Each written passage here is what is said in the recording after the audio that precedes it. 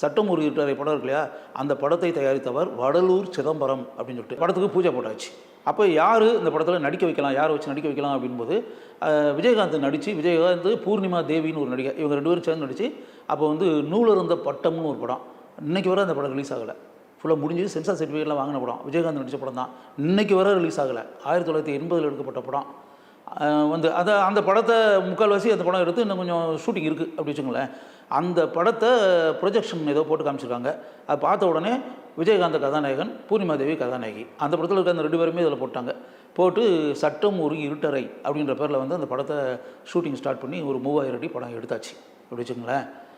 எடுத்த உடனே இப்போ வந்து என்னென்னா டிஸ்ட்ரிபியூட்டர்ஸ் எல்லாருமே போய் எஸ்ஏ சந்திரசேகர் சார்ட்ட சொல்லியிருக்காங்க, நீங்கள் ஏற்கனவே ஒரு படம் பண்ணி ஃப்ளாப்பு, இன்னொரு படம் இதை ரிலீஸ் ஆகாமல் தள்ளிட்டு கிடக்கு, இப்படிப்பட்ட சுச்சுவேஷனில் இவரை வச்சு பண்ணுறாங்க. இவர் விஜயகாந்த்ன்றவர் இதுக்கு முன்னாடி அவர் நடித்த படம் எதுவுமே ஓடவே இல்லை, ஃப்ளாப்பு, தூரத்து இடி முழக்கம் இதெல்லாம் நடித்தார், நீரோட்டம்னு ஒரு படம் இதெல்லாம் நடிச்சு ஒன்றும் ஒர்க் அவுட் ஆகலை, அகல் விளக்கு இதெல்லாம் எதுவுமே ஒர்க் அவுட்டே ஆகலை. அவருடைய படம் எதுவும் ஓடவே கிடையாது. நீங்கள் ஒரு ஓடாத ஒரு படத்தில் நடிச்சுக்கிட்டு போய் கதாநாயகனை வச்சு படத்தை போட்டுக்கிட்டு எதுக்கு விபரீத முயற்சி, ஏதாவது இன்னும் கொஞ்சம் பெட்டர் ஆர்டிஸ்ட் வச்சு நீங்கள் பண்ணலாமேன்ற மாதிரி ஏதோ டிஸ்ட்ரிபியூட்டர்லாம் போய் எஸ்ஏ சந்திரசேகர் போய் பயமுறுத்திட்டாங்க.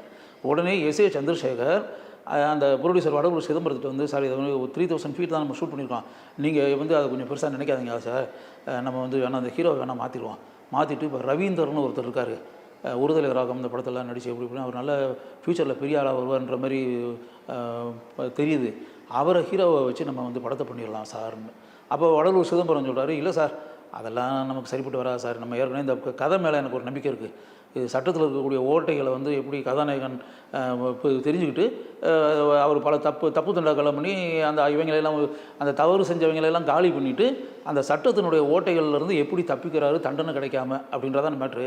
இது கொஞ்சம் படங்களில் வராத கதை சார் இது, அதனால் இந்த கதை மேலே எனக்கு நம்பிக்கை இருக்குது, அதனால் இந்த படம் முடிஞ்ச பிறகு டிஸ்ட்ரிபியூட்டர் வந்து அவன் வாங்கினாலும் சரி வாங்கலைனாலும் சரி நானே கூட ஓன் ரிலீஸ் பண்ணிக்கிறேன் சொல்லி. இப்போ யோசிச்சு பாருங்க, படம் எடுக்கிற தயாரிப்பாளர் அந்தளவுக்கு தன்னம்பிக்கை, நானே ஓன் ரிலீஸ் பண்ணுவேன் அப்படின்னு சொல்லிட்டு. அதாவது இந்த பையன் இருக்கட்டும் சார், ஏன்னா மதுரை சேர்ந்த பையன், தாய்மொழி தமிழ், ஸ்டண்ட்டுகிட்டெல்லாம் நல்லா தான் போடுறாப்புல, அதனால் விஜயகாந்தே இருக்கட்டும், டிஸ்ட்ரிபியூட்டர் வாங்குறான் வாங்கட்டினா போகிறான், நானே ஓன் ரிலீஸ் பண்ணுறேன்ற மாதிரி இந்த ப்ரொடியூசர் சொல்லிட்டாரு. அதுக்கு பிறகு இது என்னென்ன இப்போ இந்த விஷயங்கள்லாம் உங்களுக்கு தெரியறதுக்கான வாய்ப்புகள் இல்லை. இந்த விஷயம் எல்லாமே வேறு யாராவது சொல்லின்றதெல்லாம் கிடையாது. இந்த விஷயத்தை இப்ராஹிம் ராவுத்தர், விஜயகாந்த், வடலூர் சிதம்பரம், நாங்கள் 4 பேரும் உட்காந்து இருக்கும்போது ராவுத்தர் இந்த விஷயத்தை சொல்கிறாரு, விஜயகாந்த் பக்கத்தில் வந்து கேட்டுக்கிட்டு இருக்காரு, வடலூர் சிதம்பரம் உட்காந்துருக்காரு, நான் உட்காந்துருக்கேன்.